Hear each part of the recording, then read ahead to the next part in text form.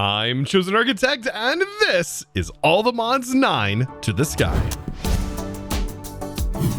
So today is the big day, jumping back inside of more All the Mods 9 to the Sky. Today I want to get auto sieving set up and get prepared for that, but I got a fellow behind me that is really tempting me with an offer. Oh man, Rune Forge Greaves, these are going to be amazing.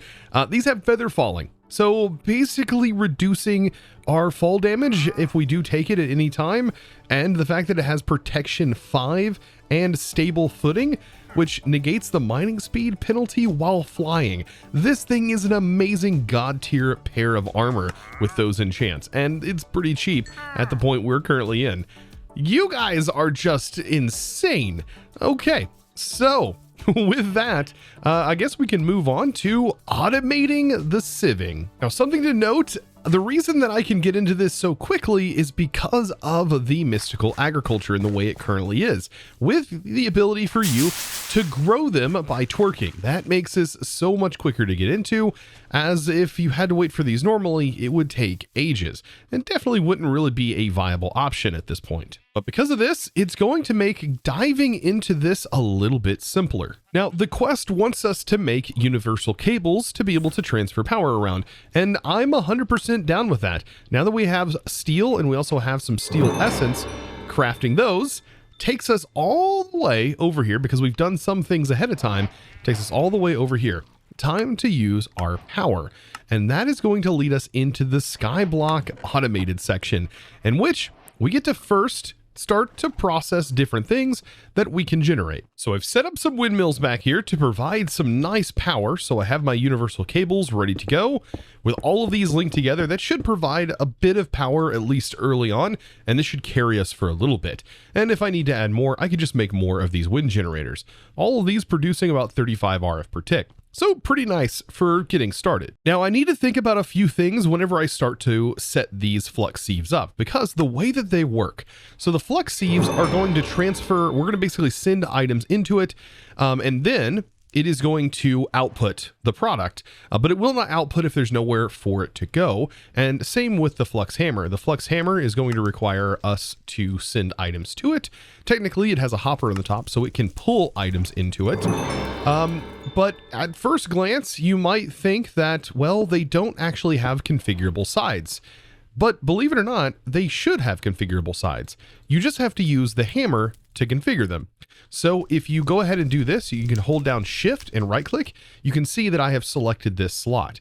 This is allowing us to control the output slot of these machines.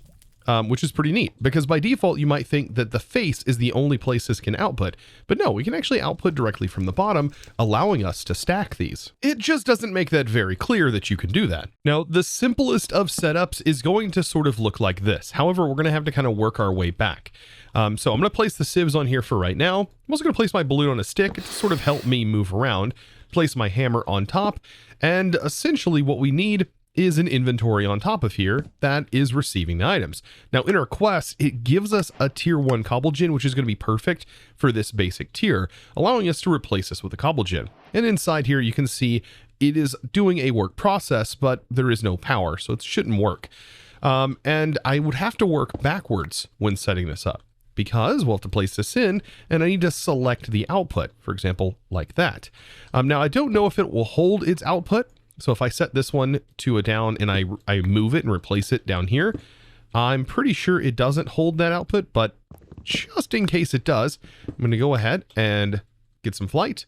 And there it is. So you can see, I guess it does retain its bottom output, which is nice. And we're going to want that bottom output because we're going to have it automatically output into some other machines. So let's go ahead and play around with this in its most basic form. We have the raw input going in, it's being crushed, it's going to be crushed into gravel, and then that gravel is going to go into the sieve. We have to put a mesh in here, so I should be able to go over here and grab myself like a gold mesh for right now, as gold is really, really good. It's going to not only get us diamonds and stuff, it's going to also get us a bit more of the gold and iron. So I'm going to put that mesh in there, and in the hammer, we don't actually need anything. It's already a diamond hammer. It's just going to do one at a time, and we do have some upgrade slots that we'll worry about later. Now, as far as powering these goes, I can just go ahead and drag some power cables over here and connect them right on in. just like this. Now both of these are powered and they should start working. So there went the cobblestone. It automatically pulled it in, pulled a stack in from the cobble gen. And when this process bar goes up, we should see that gravel was placed down into this one. And then after this sifts that gravel automatically, we should have some results that end up going down here. Or so we should. Aha! And there we go. We have already gotten silver and aluminum. Now, this is nice and all, but we're just generating some chunks, and well, we don't have it really going anywhere. It's just going into a barrel, and we're gonna get all kinds of like odd and end things building up in here, and then we're gonna have to manually do the chunks. But we should be able to set up some automation to at least take the chunks out and send those into a different location. Now in the quest here, it does show like sort of a line that is leading into crafters and so on and so forth, but I think that I can create a much simpler solution to this. Now the logic behind the automation that I want to set up for this is to have multiple processes that are set up vertically like this that are leading into a sophisticated storage drawer. So in this particular case, I can then use a controller to basically pull out of all of these sophisticated barrels. Now, what's interesting about these sophisticated barrels is we can actually lock every individual slot inside each barrel. And we could even set up void upgrades inside of each barrel. But I don't think I'm going to have to worry about that too much, as the controller itself is then going to be messed with a little bit, and we're going to be pulling out of it to pull out all of the resources, because there's going to be a lot of duplicate items that are being generated from all of these different sieves. Now, just as I'm working on setting all of these up, another wandering trader shows up, and this guy's offering the Stonebreaker, efficiency 5, mending, fortune unbreaking, and then the ever god tier enchantment of Boon of the Earth. The Boon of the Earth is actually kind of an insane enchantment and could completely break like everything, because the Boon of the Earth allows you to basically break stone with the chance of it dropping ore. It sounds kind of crazy, but if I was to, for example, place down some stone here and use a wand, we should be able to actually see this in action. And there's a couple of different things you can do with this. For example, put it in modular routers, do all kinds of stuff, as that would basically make it unlimited. But if I was to break all of this with the Stonebreaker, it didn't drop anything as of right now, but there's supposedly a chance that it will drop ore. Maybe it has to be like normal stone, I have no idea, or it could also be disabled, I have no idea. But in this case, I didn't actually get any ore, unfortunately, but that's what it's supposed to do. Ah, and it 100% does. I found out that if I don't use vein mine, it actually does work. So as I go through here and I mine, I'm starting to see ores. For example, I just got a raw osmium ore. This definitely might be something to save for later. Now, I needed to take a look at ore processing, or at least a basic way that we can ore process early on. And after doing a little bit of digging inside of JEI, by basically taking a look at any raw ore and running through the different options that I have available to me, of course, outside of using a pick that has like fortune, what we can do is we can use a mechanical squeezer. It seems like one of the best options. Well, that is aside from crushing with a create crushing wheel, because this is actually a fairly decent recipe as well. Ignore the one on the bottom. This is the one I think that was changed for the pack. But I still think that the mechanical squeezer might be a overall easier to do and better automation. And let me tell you, it's quite a bit easier to get into than getting enough stress units set up for create to supply those crushing wheels to work fast enough. And especially since I know a way to make this basic squeezer automation, which is how you actually progress through the integrated dynamics mod, I have a great solution to automating this little guy right here, temporarily making it very, very fast for us to get up to the mechanical squeezer. Now, I just wanted to mention this real quick because I do have a full integrated dynamics and integrated tunnels and terminals tutorial / guide over here on YouTube. So all you gotta do is check out my playlist for guides, and there's one in there. And believe me, it's gonna be a good watch. Something definitely worth checking out if you're gonna ever dive into this mod. But in this case, I'm gonna show you my tried and true method of going ahead and automating this basic little squeezer. Now, basically the way that you would do this is you would place an item in here and then you would stomp on it.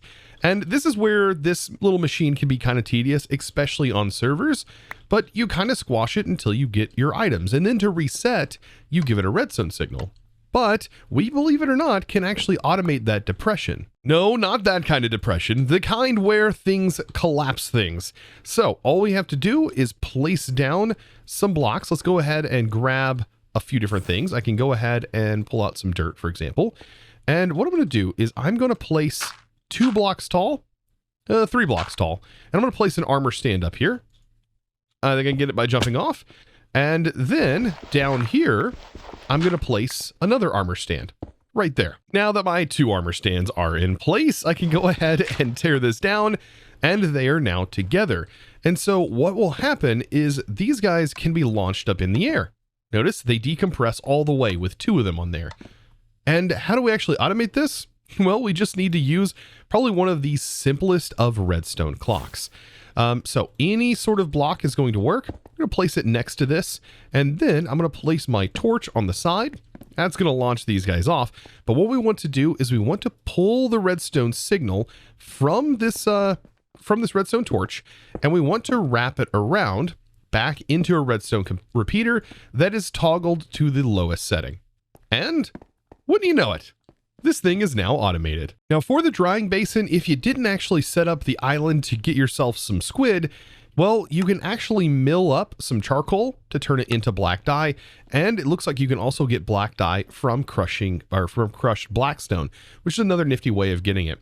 In my case, I think I can just make it directly from the squid ink that I have, which is very handy because I'm going to need a drying basin in order to really get started here. And so the drying basin needs to be connected to one of these sides that you see right here where the fluid can kind of flow through. And then I just want to place myself a hopper on the side of this and just a hopper down here to collect the items. Don't mind the hole in the floor, by the way. Now, we've already got ourselves mineral saplings, which is something we are going to have to manually farm. Now, mineral saplings can be gathered from that moss, and we did this moss automation a while ago, and moss is kind of easily set up via the extractor. Now, once we get things running along, I'm probably going to want to make a mystical agriculture seed for the mineral. This is going to make it a little bit easier for us down the road when it does seem like this essence can generate quite a few things, such as all of the log drops. Keep in mind though, even if we have the mystical agriculture, we still have to do this process. So without further ado, it's time to grow a mineral tree. And these trees are kind of a pain because there may be a log like this that's stuck up in the top, just like you see here, and you have to go up there and manually break it. But for right now, I'm just going to go ahead and plop these in, and we should notice this should be able to hopper in the logs. Oh, but they are getting immediately hoppered out, and we don't want that to happen. So you know what? I'm going to break this for right now and just let it do its operation. I keep forgetting that there is nothing that comes out of this except from the drying basin.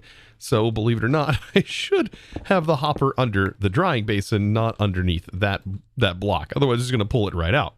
So there we go. So as soon as we have this set up, it's going to be creating crystallized mineral. See, I have my derpy moments from time to time. Okay, I got to be honest with myself. It happens a lot. Now, these leaves, by the way, are the things that drop the mineral berries. So we will have plenty of them to make ourselves a seed. So out of that one tree, well, we don't have to farm them really anymore now because I can just farm up this essence instead, making it a little bit easier. And there we go. So now I have mineral seeds to be able to craft more logs. So now after just a short amount of time, I already have quite a few of the crystallized mineral. And believe me, integrated dynamics can be another kind of scary to get into mod, but I promise with what we're doing right here, this is probably as easy as you can get when it comes to diving into this mod. Is really just getting up the basic tools. So once we have this, we can make ourselves a mechanical squeezer, which is going to require a little bit of redstone. And once we have this set up, we can kind of get rid of this because we won't really need this anymore. This is significantly faster. So these are actually some nice batteries that can hold a pretty decent amount of RF, 1 million each, and can also distribute that power. But that's not really what I'm worried about because I want to get into this. And I am going to make a new squeezer just so we have this one for a backup. I should have plenty of iron, by the way, with all of our essences that I've grinded up. Oh, that's one part about having all of that essence that makes this really nice, is I can just focus on getting into the mod and not needing to worry about, oh, I just ran out of items. So now with our mechanical squeezer set up, we can set this up so that way we can make more mechanical squeezers because we can just place this directly in. Now, we do have to toggle on the auto eject fluid. And once we do that, it's going to send it automatically into the mechanical drying basin, in which I just need to feed this some power, and that should start turning into the blocks of crystallized mineral, which is the same stuff that we just made with that really janky setup. Now, aside from this, the mechanical drying basin actually has some really interesting recipes that we're probably going to get into later. But for now, I'm mainly focused on that squeezer, which can produce quite a bit of raw material as a base output. And as you can see, it actually processes things pretty quickly. Like, this is definitely quick enough. And so there is a 50% chance to double, but there is a chance that we could, for example, get 3 raw copper ore from our regular copper ore. Not as good as create, but this is definitely a start. And I think with as slow as these are actually producing the ores, I'm really hoping that these can keep up. So speaking of keeping up, there's something else we have to kind of worry about, and that's going to be how we actually handle all of these ore chunks. Now, it does look like there's 13 of them or so to keep in mind. And if we were to use the RF Tools Crafter, there's only a maximum of 9 recipes that we can do per. So what this is going to mean is we are still going to have at least 2 crafters from RF Tools that are on the max tier to actually do the crafts for us, much like you see in this image here. Now, alternatively, we could use the Flux Compactor, which does appear like it has 9 slots, which I would assume can support 9 different things, and this one you wouldn't actually have to configure the recipes for. But something to note about this, you're not able to define very specific filters, meaning that most likely you could end up with something like this, where things start to overflow inside of the compactor, and well, then you would only get one thing happening at a time. But honestly, between me and you, I think setting up the regular RF Tools Crafters is going to be the cheapest option as well. So this is essentially what my stack is going to look like. Basically here, we have it going down into the barrels, and over here, we're going to be pulling out of the barrels and going up. Now, what I have is 2 crafters that should be enough to cover all 13 individual types that need to be crafted down, and then those are going to be raw materials. Those raw materials, for right now, are going to go into the mechanical squeezer and then just immediately be smelted.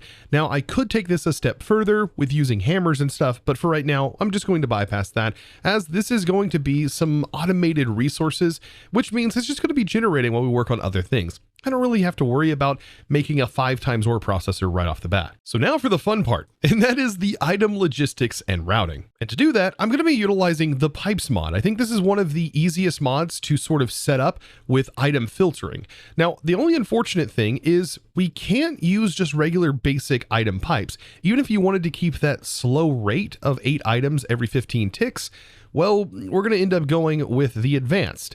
And that's because at the advanced tier is where item filtering actually comes into play. Now, you don't technically have to do filtering on this because you could filter within the crafters themselves. But I want to actually show you something really cool that these pipes can do that I think are lesser known. So whenever you set up your pipes and you immediately want to start pulling out of this controller, by the way, it's not linked up right now. I'm going to link it up later. We can basically set this to extract. But we can also place in our filter, and this allows us to now add filters. But you notice this little item right here. It says use the filter destination tool to set its destination. That's because for each filterable item, we can tell it specifically where we want it to actually send the items. So if we have 2 different things, 2 different machines, and we only want one to be sent diamonds, well, we can actually tell the diamonds, hey, only try to go into this first machine, and then it won't actually ever try to put it in the other machines. And so what this means is we don't have to filter out our crafter. We should be able to get away at this point with not setting the filter, which you can do by remember current items if you were to put them in. So by doing this, I can go ahead and add each of these individual ore types and set a destination towards them. So let's go ahead and do that. Let's create this destination filter, and I'm going to shift right click to set the destination on my first crafter. So now I have all 12 technically ores in my inventory because iridium is in here. However, iridium is actually not a craftable item, so we can go ahead and remove that. So we only have 12 to work with, which is nice because we have less to sort of have to worry about. So in my first destination, we're going to have 1, 2, 3, 4, 5, 6, 7, 8, 9 crafts. So inside of this crafter, I can go ahead and start working on this. And this is actually quite easy to do. All we have to do is say craft like this and then hit apply, and that is going to save. We just want the exiting results to just be sent over here into the output. And same goes for the next tier. I can just go ahead and add this all the way up until we have 9. Ooh, and I honestly thought it was 9, but it appears to be 1, 2, 3, 4, 5, 6, 7, 8. So there's actually only 8 individual recipes that we can define, but that's still more than enough with 2. So now with all of the recipes defined, we can go into here and start adding our filters.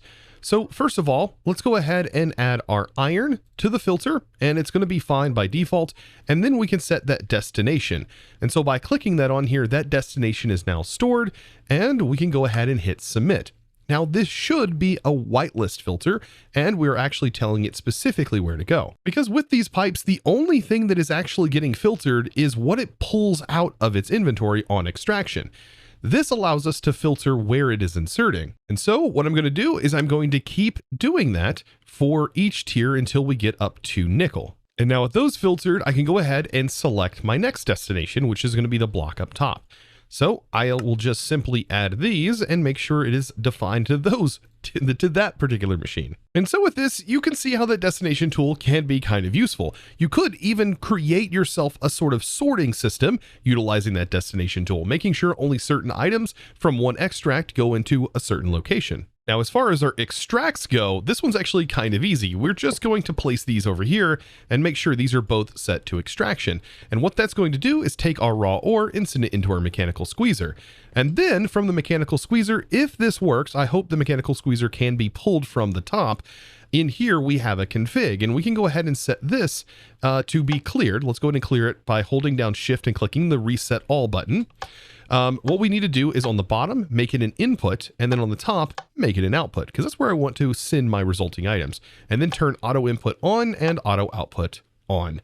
And with that, we're almost ready, because this does have some upgrades that we can insert into here, for example, to make it use power and other things. So I guess without further ado, it's now time to test this out on our first setup and see if this is going to link up. So we need to make sure we shift right click to select our controller, and then right click over here to link this together.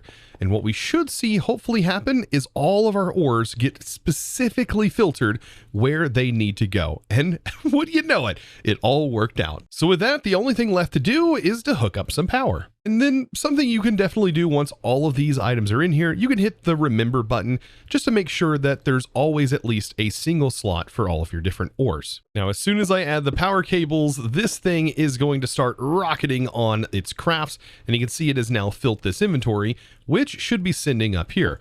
And as soon as I give this some power, we're going to notice this is going to start processing. But here's where I, like I said, did not know if this could auto pull. And it looks like it does, but it's actually pulling the input. So I'm probably going to have to separate this to make sure it only pulls out the raw materials. And man, you gotta love it. Just when you thought everything was going to work out just fine, some odd, weird thing happens. I was thinking I could think about this a little bit differently, and instead what I could do is I can just have all of these items routed up to the top here to the mechanical squeezer, and then we can work our way down to the barrel. This will also give me a little bit better access to this barrel. I just have to make sure that when I am setting this up, that I make sure to disconnect these from things that they are attached to.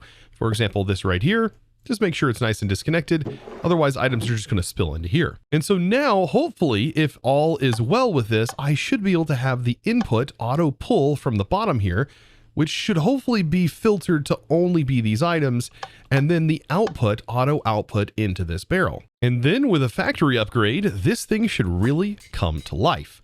So with the factory upgrade, it now uses power, and we should be able to now tap into that and just bring both of these up. And now this whole thing is ready to go. And then really the last thing to do is to insert a basic to iron conversion.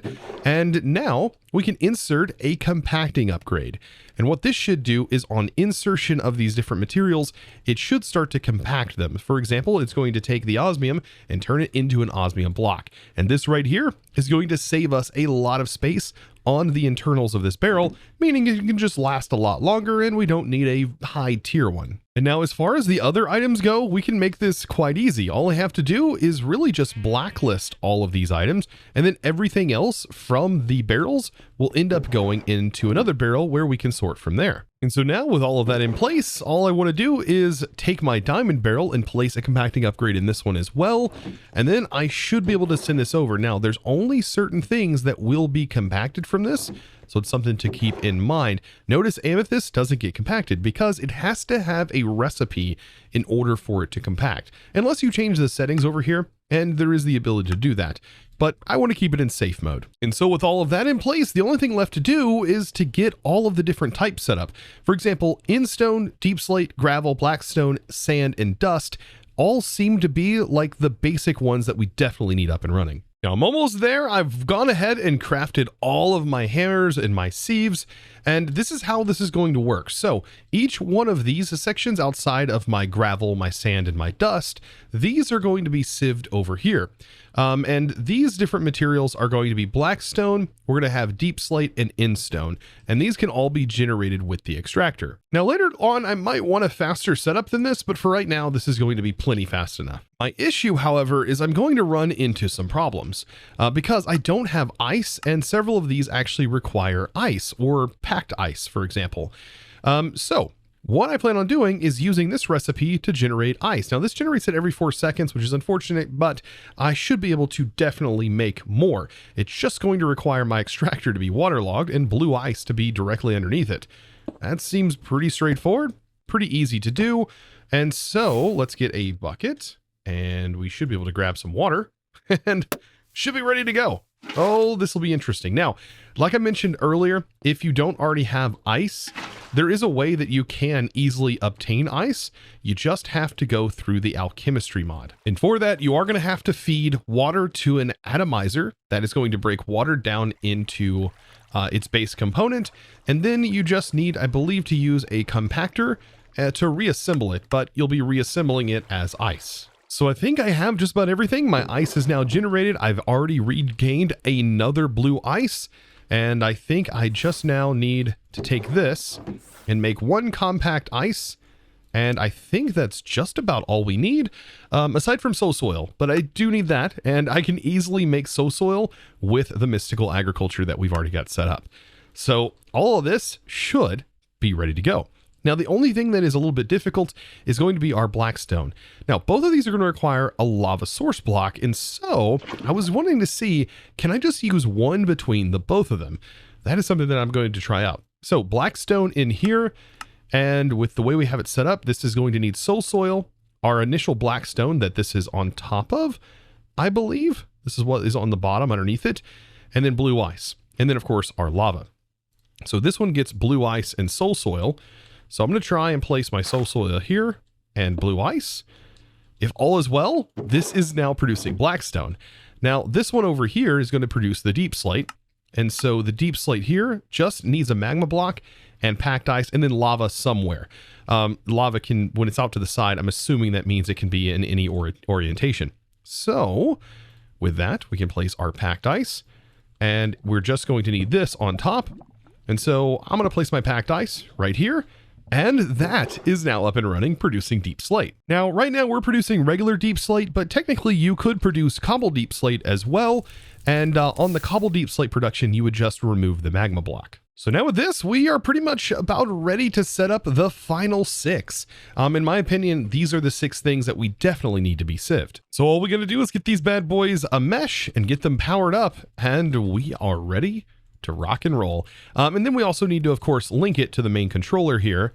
But aside from that, we're looking good. So let's see, do we have enough power to support all of this? That's also a big question because I don't know exactly how much power each one of these things consume. But we're going to find out as we slowly drain power here as it fills in the buffers.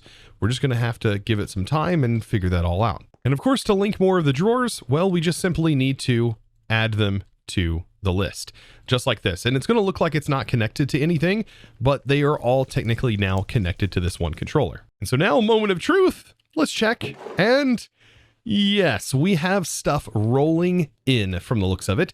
Now, all of these gems, I do believe, are a little bit off in this current version, as if you are using the diamond mesh, see this is 70%. This was an accident. So this will be changed in the next update. as it's supposed to be, I believe, 7%. The cool part about inputting into, for example, this barrel is if we don't want any of these gems, we can just add a void upgrade, and inside of here, we can just specify the things that we don't want. Let's just say I don't want these pebbles. So I'm going to go ahead and make sure that every new pebble we get in just gets voided. Now, surprisingly, it does seem like this is successfully powering these. It is taking a little while to fill up the buffer, but these are going positive, which means that we do have a net gain. So I would say not too bad for an early game setup. And so now that we have good reception, as you can see behind me, I think it's now time to end today's episode. But I hope you really enjoyed today's episode. Hopefully you learned some tips and tricks along the way, as that's really why I publish these videos in the first place, is to honestly help and guide you through your own Minecraft journey. So now if you haven't clicked that subscribe button already, what are you doing at this point? Be sure to click that subscribe button so that way you guys can receive the videos when I do publish them, so you don't miss something really cool that I may publish in the future. And also be sure to smash that like button if you wouldn't mind. And so with that, it's now time for me to thank the amazing supporter of today's episode. And that amazing thanks is going to go out to Werfi. I think I said that right. Thank you so much for your amazing support by choosing to support me over on the Discord by becoming a Discord premium member and supporting in honestly one of the best ways possible. So I would love to see you guys over on the Discord, so be sure to join it and or follow me over on Twitch, twitch.tv/ChosenArchitect, where I do stream 3 days a week, and you can find my schedule listed over there. So with that, I'll see you in the next one. And of course, as always, thanks for watching. Bye!